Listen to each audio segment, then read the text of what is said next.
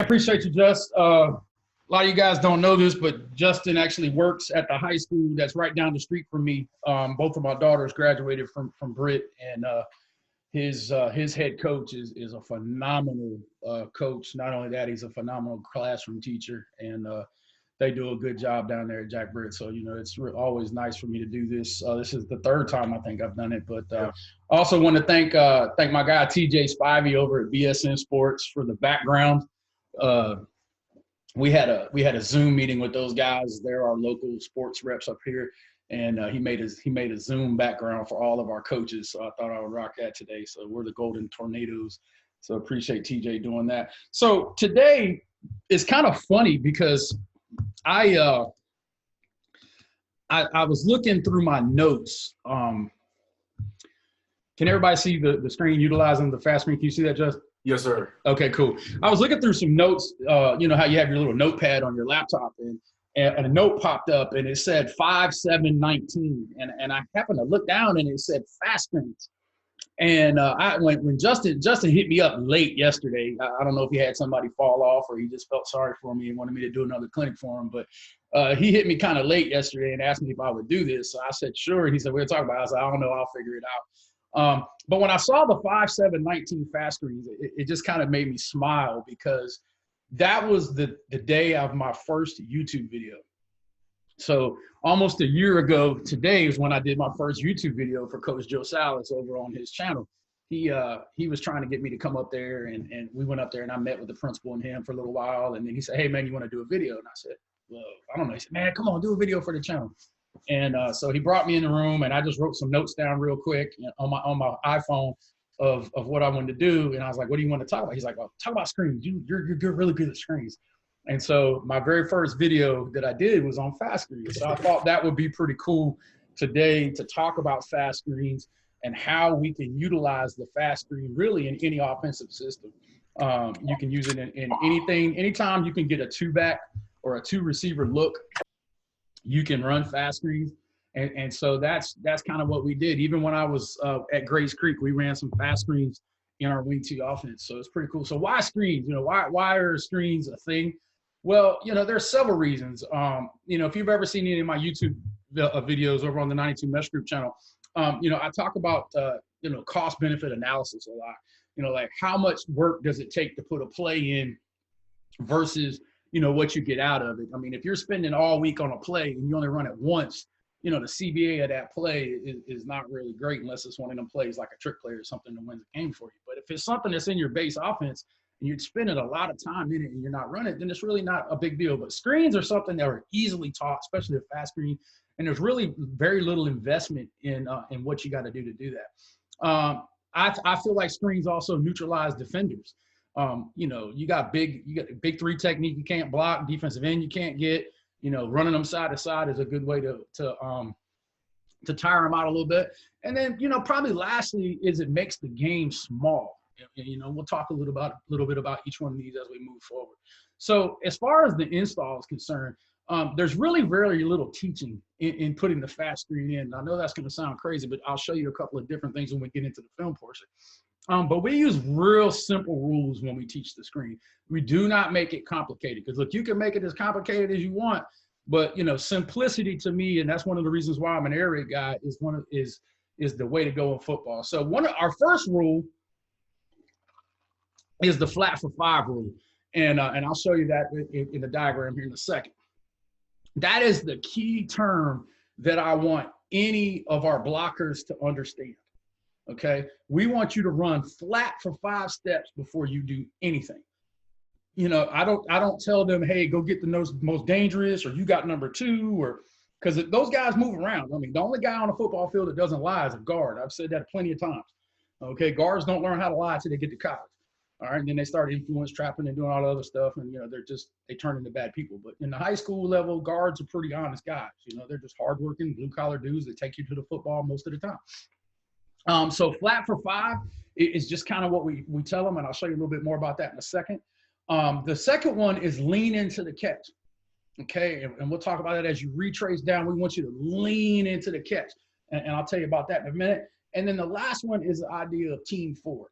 Okay, look, don't try to get cute, man. Just get me 4 yards and keep it moving. Because in our offense, this is one of the reasons why I don't run wide zone anymore. Okay, the only outside run that we have is jet sweep, and we toss that, so that's passing yards. So I mean, this is our sweep. Okay, so give me 4 yards. I mean, how many of you guys would run toss over and over and over and over if you could get 4 yards of play? I think all of you guys would be like, yeah, I'm good with that. And like I said, any twins or slot formation, anytime you can get two receivers side by side in any offense, allows you to run fast screens. Now, you can run it, in 3-by-1 and some different types of things. I've seen guys, use H-backs and send them out there. But, I just think it clouds the throwing lanes when you do a lot of that stuff. So, I just kind of keep it simple and go twins on that deal. All right, so looking at the install. And this is what I'm talking about. Generally speaking, Y will want to run right at that corner, okay? And what ends up happening inevitably is whenever he does that, he ends up either clipping him, blocking him in the back, clipping him, or missing him because he's going where he's at instead of where he's going. So instead of me telling him, hey, go where that guy's going, I just say, hey, look here, man, run flat for 5 steps, okay? So Y is going to run flat for 5 steps. And Z sets his block up with his release and retrace. Okay, so that's why we do them. It's a flat for 5, stay flat for 5.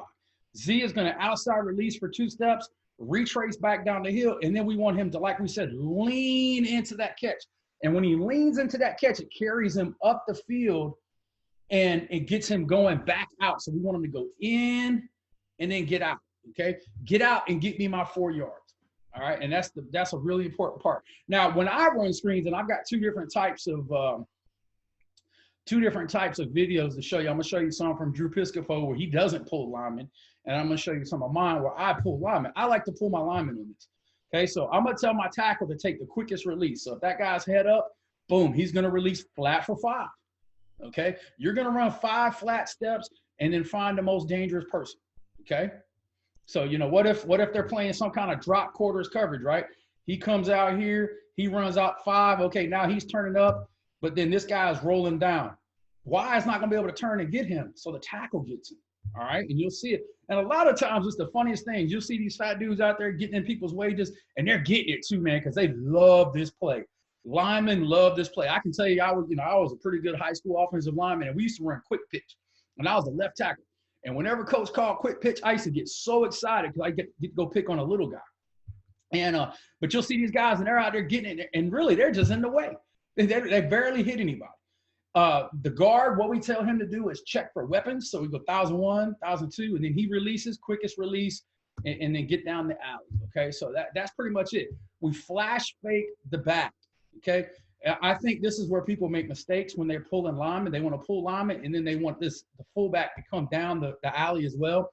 It clouds the throwing lane, okay? Flash fake that back to hold that inside linebacker, okay? Everybody else is just going to base here, zone. No big deal, all right? So it's not a really – see how easy it is to put in. Then it's just a timing thing. It's how long does it take for you to to kind of get it down, because the quarterback is going to be, he's just going to catch, flip his hips, and get rid of it, like turn a double play. So how does it neutralize dominant defenders? Well, here's the thing.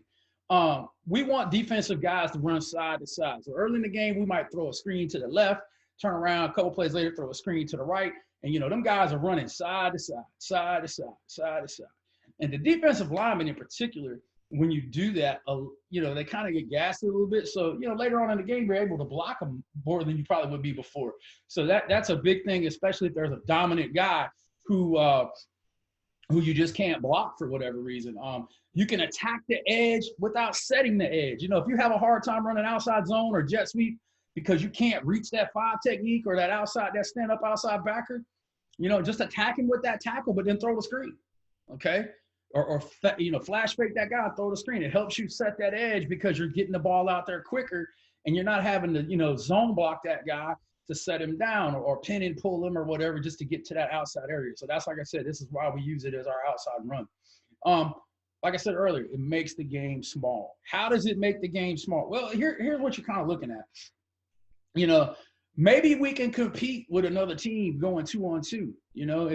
If I have one receiver that's pretty quick and I got a tight end who can kind of block a little bit, and then they keep everything in the box, and then it's basically the corner and the safety versus my guy, I might be able to compete with any team going 2-on-2, but never be able to compete with them 11-on-11.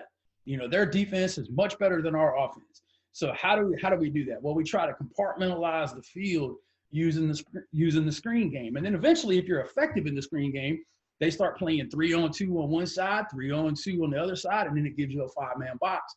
And now you're able to hopefully run the football. When you're calling your screen game, you want to look for or create leverage. Okay, so if you can go 3-by-1, you can throw the fast screen to number 2. You ain't got to throw it to number 1. Okay, now if we're going to screen to 3, we'll use you bubble or anything like that, but that's a different talk. But so you want to look for and create leverage in your formations. All right, so that's kind of the short gist of teaching it. Let's jump into some video over in our Team Extreme stuff. If you guys haven't seen Team Extreme, man, you're gonna check this out, man. It's real good stuff. So this is Ashe County up in the mountains of North Carolina. And you kind of see, now see here's what we're talking about. If you watch Drew's slot receiver right here, see how he's gonna go up here at this guy? And you see how he misses him? Well, that's because he's going to where he's at instead of where he's going. And so that's why we always say, go flat for 5, go flat for 5. Now, obviously, you know, we probably would have wanted to throw it up here, you know, God, I'd throw screens all day against these guys if they're going to do this to me. But you can kind of see Drew, they just kind of run a little now screen action there, and they're kind of getting in the way. So they run it a little bit different. And I threw his stuff on there because I wanted you to see some of the differences. There you see a flash fake. They're not getting linemen out. You know, they're just kind of zone blocking. You know, Coach Mummy's a big zone blocker like that. But, you know, even with substandard athletes, you miss a tackle, you got 10 yards. You know, he doesn't really have guys who can burn, but he's creating, you know, he knows I may not be as good as these 7, but if they're going to play off and let me do this, then, you know, I'll take that 7 or 8 yards every play. And like I said, you don't have to be in the, you know, you don't have to be in the gun. I mean, we used to do it like this. We would take our tight end and put him here. We'd have our wing and we'd go wing T slot. A lot of you guys run that stuff. A lot of you guys running shotgun, you know, shotgun wing T stuff. It's the same thing. See, over here, they got 3-on-2. Over there, they got 2-on-2. So they just pick numbers, but you don't have to, you know, necessarily be an air raid shotgun team to do this. You can do it from under center.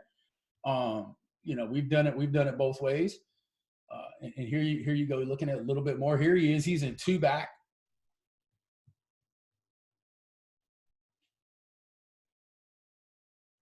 I mean, it's just like stealing. So you can put it just about in any offense. Let me see if I can get. All right. So here's some of the stuff that I have. These are some of my stuff. This right here is when I was helping out with a semi-pro team here in town just for giggles. The guy who owned the semi-pro team was an assistant of mine, so I went and helped him for one spring. But right here, we're gonna throw the fast screen to number 2 right there, and you'll see what I'm talking about. So bang, he number 2 catches it. Guys are just getting out there in the way. Boom, take those 6 or 7 yards and keep it moving. Got Same a question thing, here, Coach. Yeah.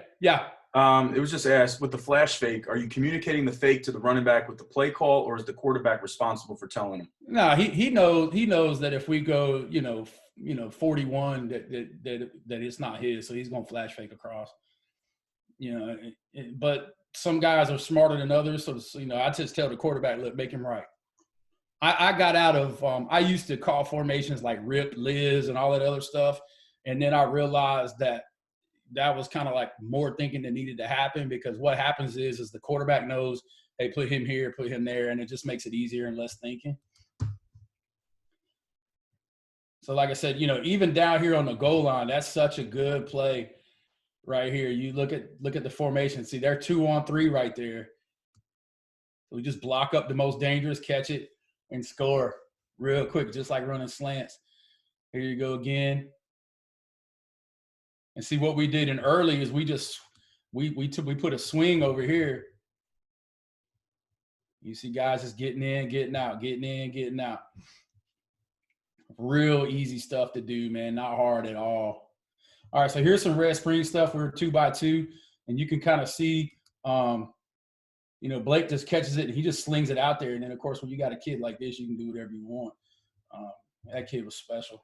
That's one of those we were talking about, Coach, that, if he hadn't blown his knee out, he tore his ACL his senior year. I might have won a state championship if he was healthy. But, Juju was kind of lazy with his feet a little bit. He didn't, because the guy was off of him, he didn't press. If you get a guy that's kind of going to line up tight on you, you want to outside release on him and get him to turn his hips. But since the guy was off, he just kind of now screened and we threw it into the boundary. And, boom. And see what I'm talking about? Those guys, them guys are just out there getting in the way, man. 72 is going to get one. Big Larry's out there trying to get one.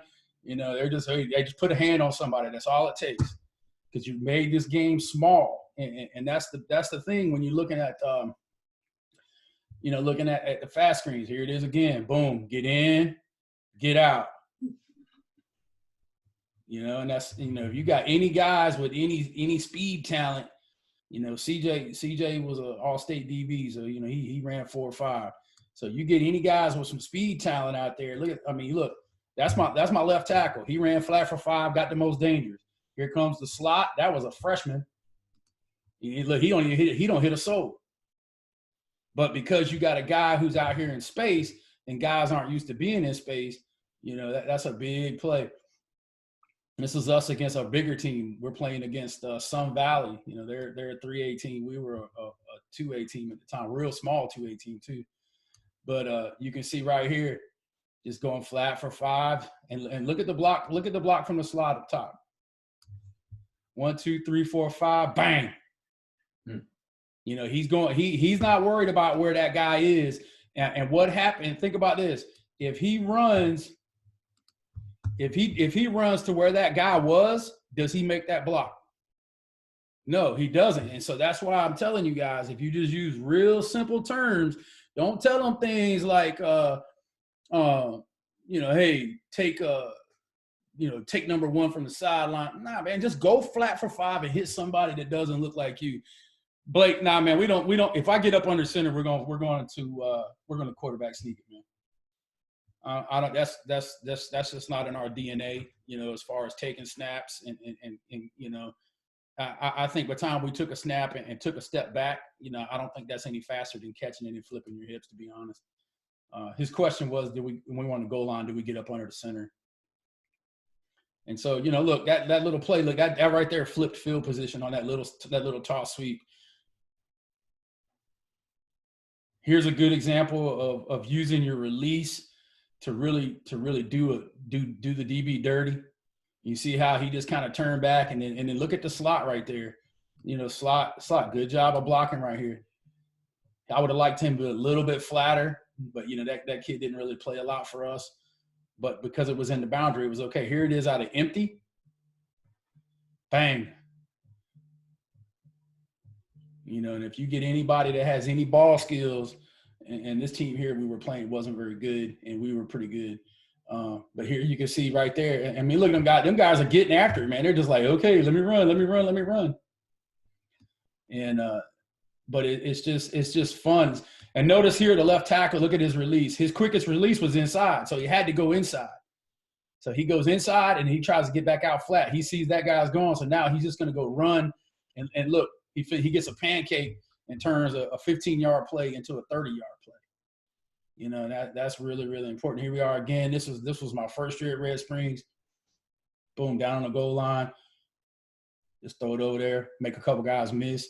We weren't good enough to really knock this team off the ball. But you could kind of see there goes the tackle. He just got there getting in the way. He releases inside, gets out flat for 5, and that's a touchdown. That's a good job right there. Here's us against Sun Valley again. You can kind of see, man, it's pretty simple to get that release and then get in, get out. And that's why we tell them, hey, look, just give me 4 yards, bro. You ain't got to make a big play. I don't want you to turn this into a tunnel screen. I just want you to, kind of get what you can get and let's keep it moving. Coach, got a question there for you. Sure. What rule adjustments would you make if you threw the screen to number 2 in the ace formation?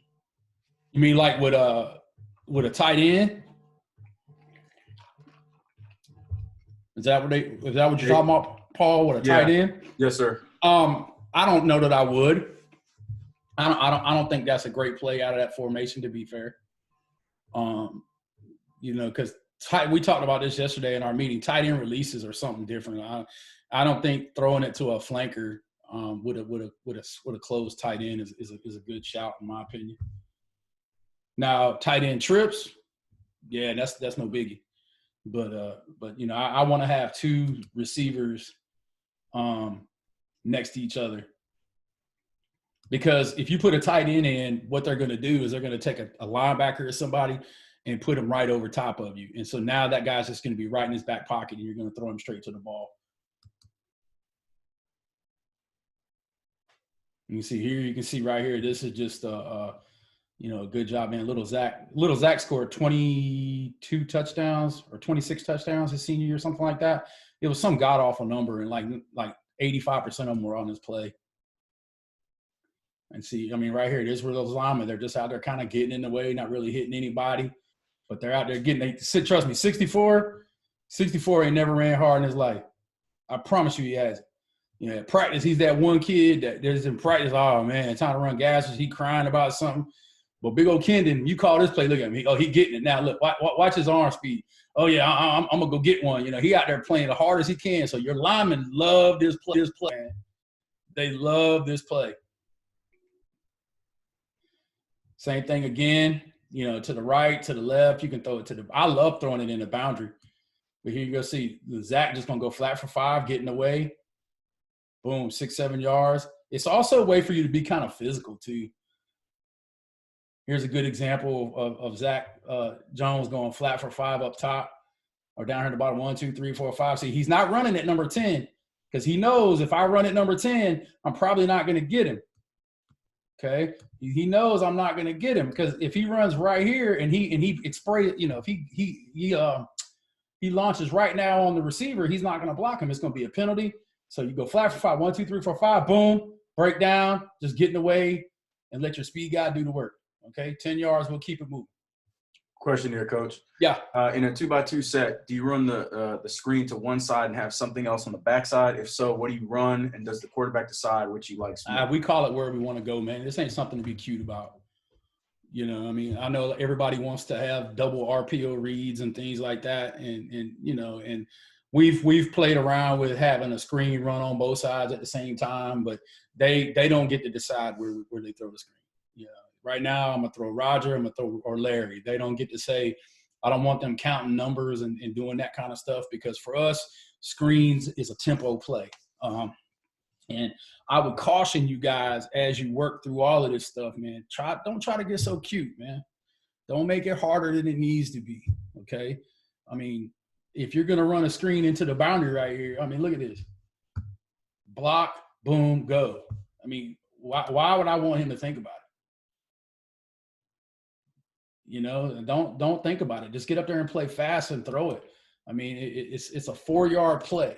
So, we talked about this, and I talked about this with Doug Meacham from TCU. He's a receiver coach at TCU. When he was on my channel the other day, we talked about this. He said, the problem right now is people feel like they have to change so much stuff. And remember, the air raid is not about the plays, man. It's about the fact that you get into the system, you practice it over and over and over and over, and get the reps that you need. I mean, we have screen drills that we run every day. Okay, we run them in the box where we just work on the blocking scheme. We run it with the linemen. I mean, we do a different drill every day. So this is something that we do, man. This isn't something that, we just play around with. I mean, look, boom, boom, boom.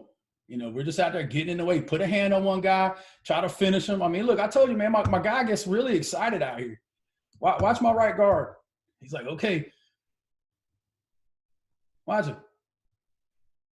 Boom. He's gonna throw the elbow in on somebody, the shoulder. He's like, man, I'm running this far. That one got him getting away. They just want to be physical with this thing. Don't try to make it more difficult. Just flash fake him opposite of the way you're gonna go to hold that linebacker for just a second. Sling it out there, and then all you got to do is make one bump, and boom, you're gone. And you can put this in any offense. anytime you can get two receivers side by side, you can do this. I mean, look, Blake basically, it's a bad snap, and he just catches it, boom, and just slings it out there. And he just trusts that little Zach's will come get the ball, and he does. I mean, and of course he's pretty fast too. But but that kid right there was 5'7", 150 pounds. He's a little jitterbug, man. But you get him out there in space, and he's grown, and so I think that's one of the reasons why you really want to look at this in your offense, because it's something that no matter what I coach in, I'm going to have fast screens in it. And so when I worked with the offense at Grays Creek my first year, we were, legit wing T team. Justin can tell you. I mean, Coach Lovett is one of the best wing T coaches in North Carolina.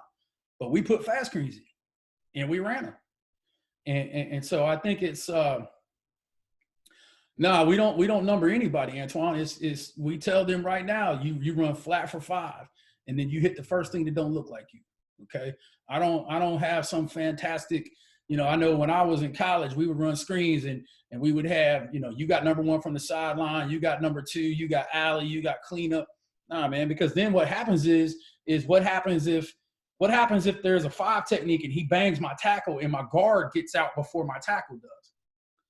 Okay. So that's why we just tell him, go hit the first thing that don't look like you, but I want you to run flat for 5. And that's why we have those rules in particular, because that's all I want them to think about. Okay. I don't want them to think about, who's number 1, who's number 2, who's all that stuff. I want them to think about, I'm going to run my route.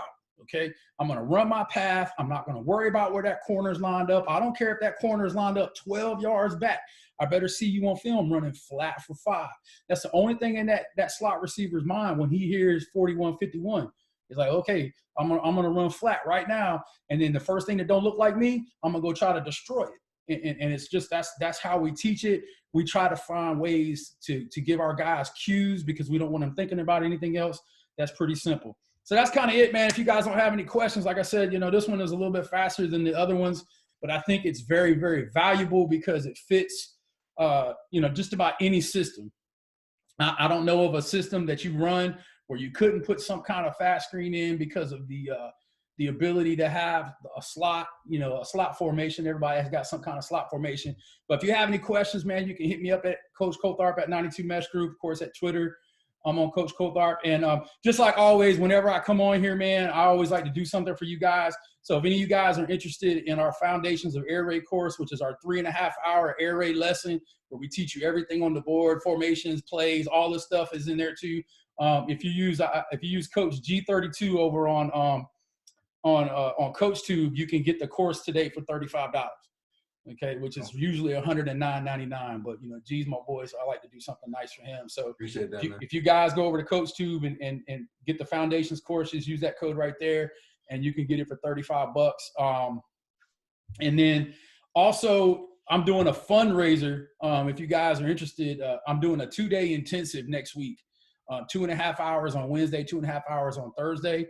And I will actually teach you like you're one of my quarterbacks. So you'll know all of our signals, all that stuff. Only thing is if you're from North Carolina, I'm not going to teach you. But I'm actually doing that because we lost our golf tournament. I'm trying to buy new goalposts. So I figured, why not just do the fundraiser myself? So we're gonna donate up to $1,000 to Fairmont and try to buy some goalposts if we can sell that thing out. But that's awesome. I'm seeing a couple of other questions. Yeah, number the first 2 one was early. With the bubble.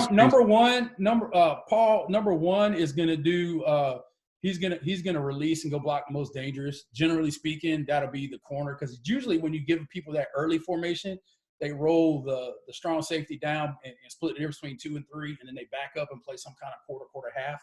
So we usually just tell number 1 to release and go get the corner, and then we tell Y to block most dangerous. In the wing T, Gideon, what we do is we did it out of what we call black and gold, with the wing. We didn't do it out of the straight red. Like we're red and black, where you just in the L backfield. We had our 2 wings with the tight end on one side, tight end wing on one side, and then slot on the other. We would run it on that side. So I mean, it's anytime you can get 2 receivers side by side. We also had a gun wing package where we actually did have 2 true swing, 2 slots. But you know, we just did it out of our slot formation. As far as O-line blocking drills for that, get flat for 5 and run. Because you can see I mean, how many real blocks did you see on any of that film? I mean, you know, Joey, don't make it complicated. Basically, what we do is we get everybody together and we run the drill half line. And matter of fact, hold on one second. Let me stop the share real quick. I may have a picture of us doing it at practice. Let me see if I can find it on the drive real quick. And also, Coach, the other question that was in here, do you use the same blocking for bubbles? No, we do not pull on bubbles. No, we do not pull on bubbles. That's bubbles is just, we block number one with the corner, and we actually backpedal out. I'm more of a pedal screen than a bubble screen guy. Yeah. Let me see if I can make this bigger. Hold on. All right, so this is actually us in the playoffs. Let me get this up here for you. This is actually us in the playoffs because so you can see we don't even have pads on. We're just kind of out there chilling and trying to relax. This was a Monday practice. This is us running screen drill. And you see what we do? We have 2 centers and we'll take a coach or somebody with a dummy out there. We'll have him, bang him with a shield, and then we tell the slot to go get him. And then the linemen are just running. We just teach them to run their path. And then while they're jogging back, look what's going on the other side. You know, so boom, this is our team screen drill, and we'll do this once or twice a week. The cool thing about this setup is you can do your bubbles, and you see how the other side's already gone. This side is getting ready to go, so you can see the tempo is there. So you just got your 2 quarterbacks, and what's happening right now is your linemen are kind of getting some conditioning work in too. So hopefully that kind of gives you an idea of how we run that deal. Joey, it's really simple, man. I mean, I think if I could give anybody any advice about, like, especially young guys about coaching, look here, man. Being the smartest coach in the world ain't where it's at, man. Being the smartest teacher is where it's at. Okay, you can know all the X's and O's you want, because I promise you, I talk to guys all the time who know way more football than I do.